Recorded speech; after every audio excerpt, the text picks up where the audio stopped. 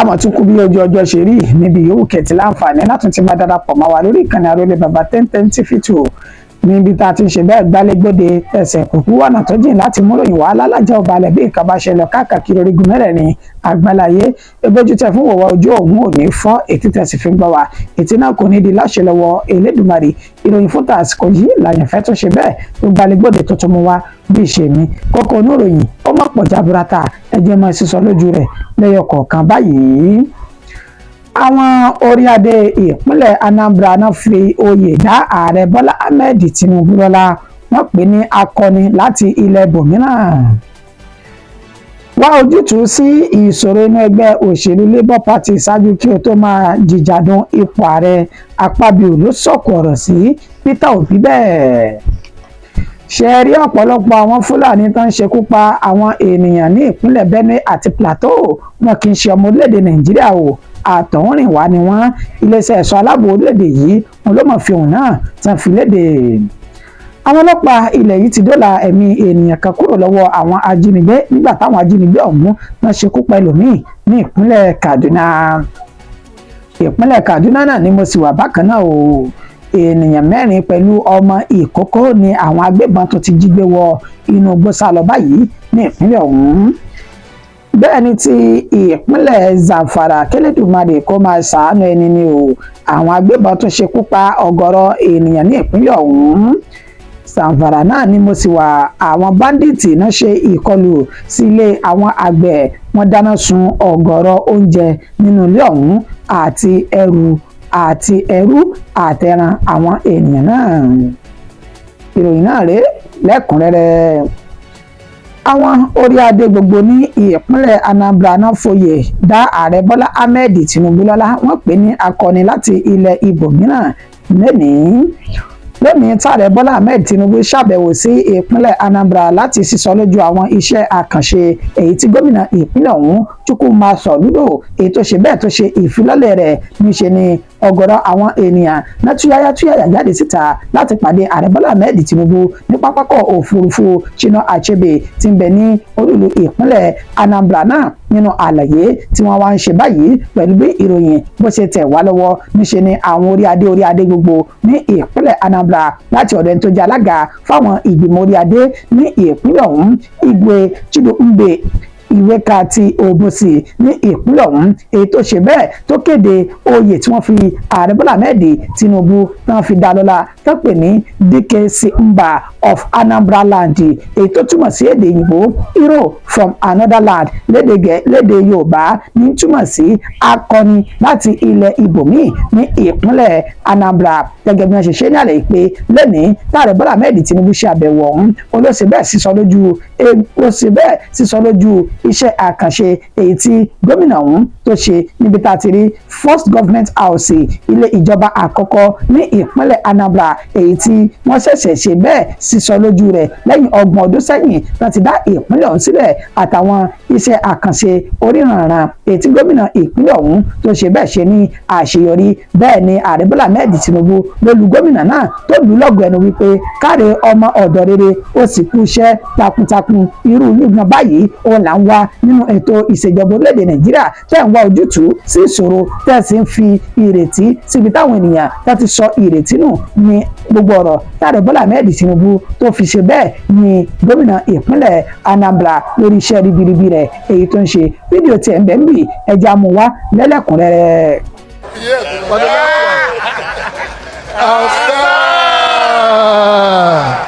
Tueni Dike Simba Anambra. Èyí ẹ̀rí ẹ̀ ti jẹ́ òkú má bàjẹ́ ẹ má ti tá àwọn èṣùgbò lọ. Dike Simba. Tueni Dike Simba. Dike Simba Anambra. Dike Simba Anambra. Tukwani ọzọ. Dike Simba Anambra. Hello. Dike Simba. Oh, Dike Simba Anambra.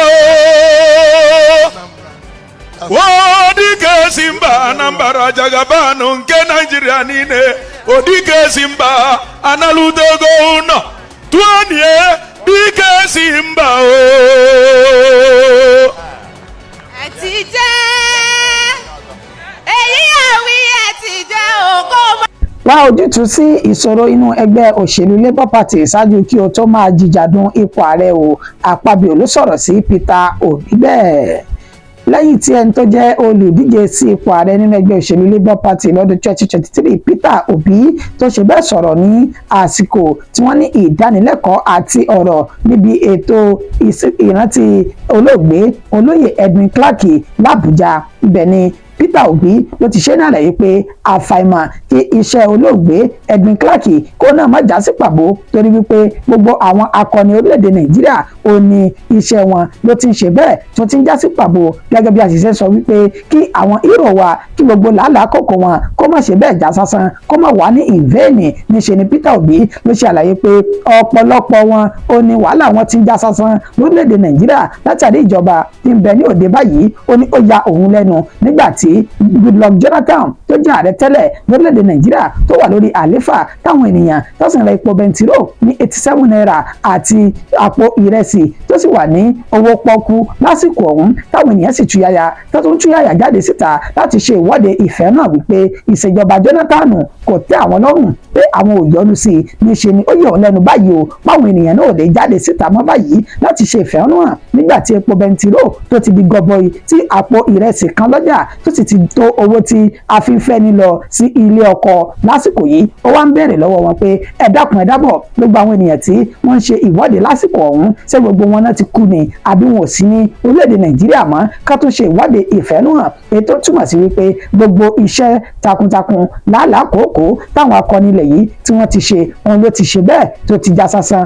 gbogbo ọ̀rọ̀ tí Peter Obi sọ yìí òun ló wá mú kí ẹ tó jẹ́ Senate President nílẹ̀ ìgbìmọ̀ asòfin àgbà l'Àbújá Godswill Akpabio tó wá fi ohùn lédè padà sí Peter Obi lásìkò tó náà sọ̀rọ̀ níbi ètò àwọn wípé Peter Obi òṣèlè ó kù díẹ̀ káàtó àti pé tó bá ń jìjàdùn láti di ààrẹ orílẹ̀-èdè Nàìjíríà kọ́kọ́ lọ sí ilé kó lọ rè túnú ẹgbẹ́ yìí ṣe èyí ò Labour Party níbi tí àárín yín kò ti tò kó tó lè máa sọ̀rọ̀ àbí fèsì lórí akitiyan àwọn akọni ilẹ̀ yìí ó sì ṣe ní àlàyé pé ó dájú gbangba pé akitiyan olóyè Edwin Clark kò lè já sí asán ẹjá sáré mú fídíò rẹ̀ wá kó máa jẹ́ ẹ̀kúnrẹ́rẹ́ ìròyìn ọ̀hún. May the labour of our heroes past not be in vain. I'm sorry, I'm happy that Jagaban is here, and I'm happy that Jonathan is here. But I can tell you, their sacrifice is in vain. They've sacrificed for nothing. We're in this country when people were protesting, when there was no need to protest under Jonathan. Where are those protesters? Have they died? Where are they? So why are we saying it should not be in vain? Jonathan increased fuel from 87 naira to 120 and people were protesting in this country. And when it was 900, they were not protesting. Are they dead? So why are we saying it should not be in vain? Ẹ káàbọ̀ padà. Ṣe rí ọ̀pọ̀lọpọ̀ àwọn Fúlàní tó ń ṣekú pa ènìyàn ní ìpínlẹ̀ Benue àti ti Plateau wọn kì í ṣe ọmọ orílẹ̀-èdè Nàìjíríà rárá o àtọ̀húnrìnwá lásánlàsàn ò ní gbogbo wọn iléeṣẹ́ ẹ̀ṣọ́ aláàbò ilẹ̀ yìí ló sọ èyí di mímọ̀.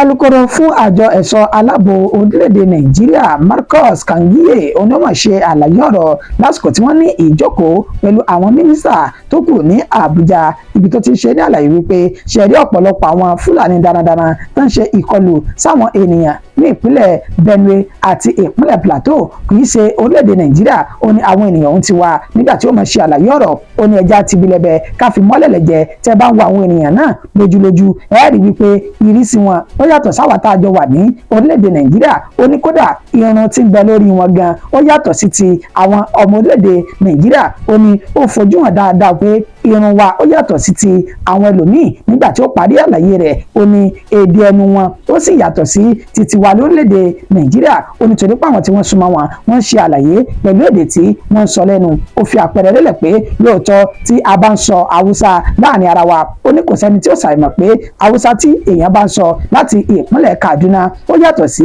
ẹni tí ó wá láti ilẹ̀ Ìgbò Haúsá èdè ẹnu tiẹ̀ yóò yàtọ̀ sí ti ẹni tó wá láti ìpínlẹ̀ Sokoto ó ní bẹ́ẹ̀ gẹ́lẹ́ ni ọ̀rọ̀ ṣe rí torí pé èdè Haúsá ọ̀hún ó pẹ̀ka ó sì yàtọ̀ síra wọn ní orílẹ̀-èdè Mali àti orílẹ̀-èdè Ghana pẹ̀lú àwọn orílẹ̀-èdè míì tó tún sọ èdè Haúsá ó ní fún ìdí èyí àwọn ènìyàn ọ̀hún wọ́n rí wọn dáadáa wọ́n sì tẹ́tí sí ọ̀rọ̀ ẹnu wọn nílé tí wọ́n sọ dímọ̀ wípé wọ́n kì í ṣe ọmọ orílẹ̀-èdè Nàìjíríà wọ́n kàn gba ọgbọ́n àlùmọ̀kọ́rọ́ yìí àti ọ̀nà àlùmọ̀kọ́rọ́ yìí wọ orílẹ̀-èdè Nàìjíríà láti máa fi ṣọṣẹ́ ṣekú pa àwọn ènìyàn ni ó ní báyìí o àwọn ti bẹ̀rẹ̀ ìgbésẹ̀ láti ṣe bẹ́ẹ̀ lé gbogbo àwọn ènìyàn náà kán palẹ̀ wọn mọ́ kúrò ní orílẹ̀-èdè Nàìjíríà kán sì sinmi ìṣekúpani tó ń wáyé ní gbogbo ìgbà. Àwọn ọlọ́pàá ilẹ̀ yìí náà ti ṣe bẹ́ẹ̀ dóòlà ẹ̀mí ènìyàn kan kúrò lọ́wọ́ àwọn ajínigbé nígbà táwọn ajínigbé tún ṣe bẹ́ẹ̀ ṣekú pa ènìyàn kan ní ìpínlẹ̀ Kaduna lábúlé tọ́pẹ̀ ní Doguwa ìjọba ìbílẹ̀ Kangarko ní ìpínlẹ̀ Kaduna ìṣẹ̀lẹ̀ náà ti wáyé lánàá tí ń ṣe ọjọ́ keje nínú oṣù karùn-ún ọdún tá a wọ̀ yìí nínú àlàyé tí wọ́n ṣe ní nǹkan bí dédé aago 2 ọ̀sán ó kù 20 ìṣẹ́jú kó lù ní gbẹ̀rẹ́gbẹ̀rẹ́ ó ní ìṣẹ̀lẹ̀ náà ṣẹlẹ̀ pẹ̀lú bá ṣe ní àwọn agbébọn náà tẹ́lẹ̀ hamara ogun ní kíkan ó ní wọ́n ṣe bẹ́ẹ̀ ya wọ ilé arákùnrin tó pe orúkọ rẹ̀ ní Sulaimanu Uya èyí tí wọ́n sọ ọdún wípé wọ́n bẹ̀rẹ̀ sí ní ìbọn ní takotako tí ìbọn ọ̀hún sì bá Sulaimanu Uya ní àárín ìdodo kan gbé dìgbàdìgbà lọ sí ilé ìwòsàn ti ìjọba ìbílẹ̀ Kangarko yìí ṣùgbọ́n níbẹ̀ tí wọ́n fi dé ààyè náà tó jẹ́ ilé ìwòsàn níṣẹ́ náà ti kéde rẹ̀ pé eléru rẹ̀ ó ti ṣe bẹ́ẹ̀ ó ti sungi wọ́n jí àwọn ènìyàn gbé níbi tí wọ́n ti jí èèyàn gbé bẹ́ẹ̀ náà tó ti ṣe bẹ́ẹ̀ dá ẹnìkan sílẹ̀ èyí tí àwọn ikọ̀ àwọn ẹ̀ṣọ́ aláàbò ọlọ́pàá tí wọ́n ṣe bẹ́ẹ̀ yàwọ̀ gbogbo kọ̀rọ̀kọ́ndú agbègbè ọ̀hún láti ṣe àwárí àwọn ènìyàn tó jí gbé ibẹ̀ náà sì ti dóòlà ẹ̀mí Fúlàní Bello èyí tí wọ́n sọ dímọ̀ pé wọ́n kó papọ̀ mọ́ra àwọn ènìyàn tí wọ́n kó lọ sí inú igbó ọ̀hún wàyó akitiyan sì ń tẹ̀síwájú láti ṣe àwárí àwọn ènìyàn tó kù náà Sanusi tí ò bá ti Ọlọ́run. Ìpínlẹ̀ Kaduna náà ni mo sì wà báyìí o bákan náà ni ti àwọn ènìyàn 4 pẹ̀lú ọmọ ìkókó kan táwọn agbébọn tuntun jí gbé wọ igbó lọ ní ìpínlẹ̀ ọ̀hún lágbègbè tó pè ní Zango Kataf ìpínlẹ̀ Kaduna lábúlé Àkúpà Ìkúlù Chiefdom Zango Kataf LGA tí ń ṣe ìjọba ìbílẹ̀ wọn níṣe ni ìṣẹ̀lẹ̀ burúkú ọ̀hún ló ti ṣẹlẹ̀ ní nǹkan bí dédé aago 11:00 alẹ́ ọjọ́ 5 nínú oṣù 5 ọdún tá a wọ̀ yìí pẹ̀lú bá ṣe ṣe ní àlàyé wípé níṣe ni àwọn agbébọn náà bẹ̀rẹ̀ sí ní ṣe ìkọlù sáwọn ènìyàn èyí tí wọ́n fi jí ènìyàn 4 tó jẹ́ géńdé Ọlọ́run náà fi jí wọn gbé bẹ́ẹ̀ náà tún gbé ọmọ ìkókó tó jẹ́ ọmọ oṣù 7 tó tún gbé òun náà wọ inú igbó sálọ àwọn 4 tí wọ́n fi orúkọ wọn léde ibẹ̀ láti rí Ayuba Matthew Margaret Fọdílàndì Cynthia Thomas àti Jessica Thomas tí wọ́n palẹ̀ wọn mọ́ pẹ̀lú ọmọ ìkókó ọmọ oṣù 7 báyìí wọ́n ní wọ́n ṣègbìyànjú láti ṣe àwárí àwọn èèyàn náà k'Ẹlẹ́dùmarè kó wà pẹ̀lú ẹnì kọ̀ọ̀kan wa. Bẹ́ẹ̀ ni ti ìpínlẹ̀ Zamfara àfi k'Ẹlẹ́dùmarè ṣàánú kó sì gbà wá kalẹ̀ lórílẹ̀‐èdè Nàìjíríà tá a wà yìí pẹ̀lú ìròyìn ìkọlù gbogbogbà àwọn agbésùmọ̀mí kò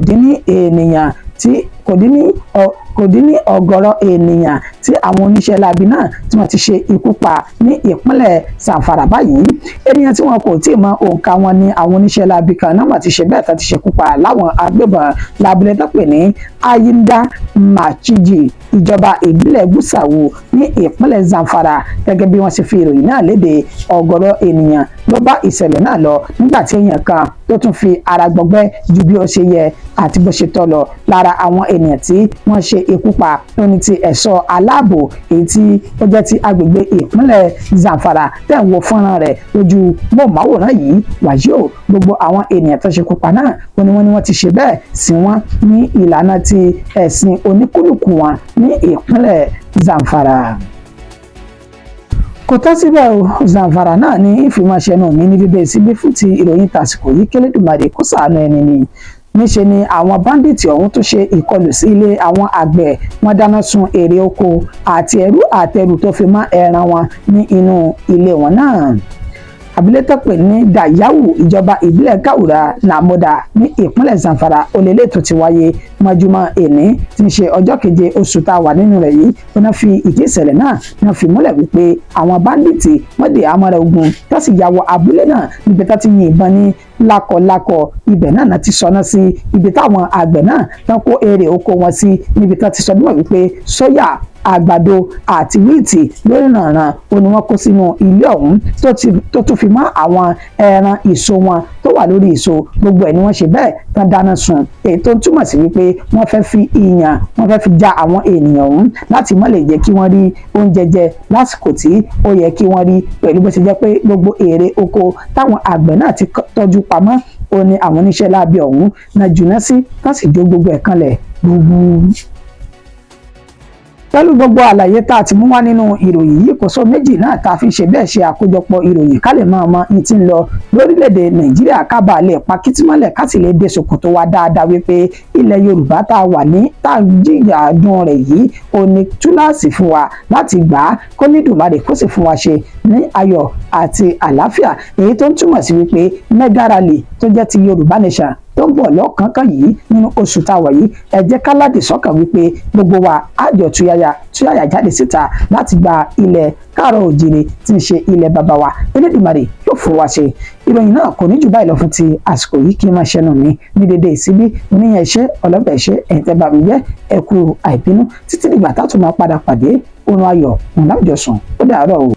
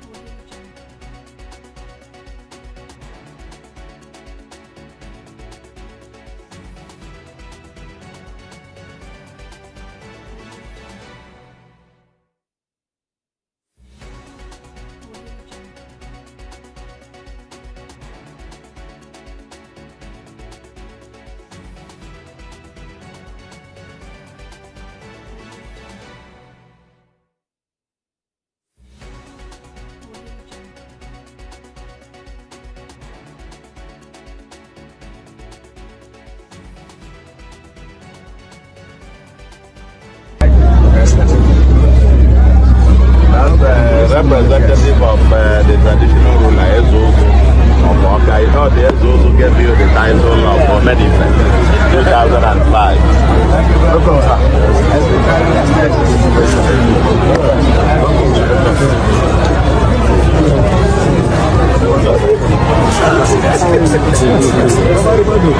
God bless you, sir.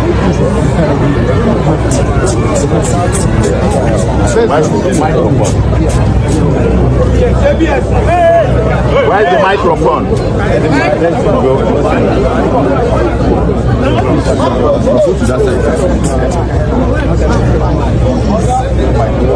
We should go ahead. Yes, but the last one. Twenty Abika Simba Anambra. èyí ẹ̀rí ẹ̀ ti tẹ òkú má bàjẹ́ ẹ má ti tá àwọn èṣùgbò lẹ́wọ̀. Dike Simba. Twenty Abika Simba. Dike Simba Anambra. Ọzọ. Dike Simba Anambra. Tukwani ọzọ. Dike Simba Anambra. Daalụ. Dike Simba. Oh, Dike Simba Anambra. Oh, Dike Simba Anambra. Anambra Jagabanu nke Nigeria niile odike simba analudogo no tuanie dike simba o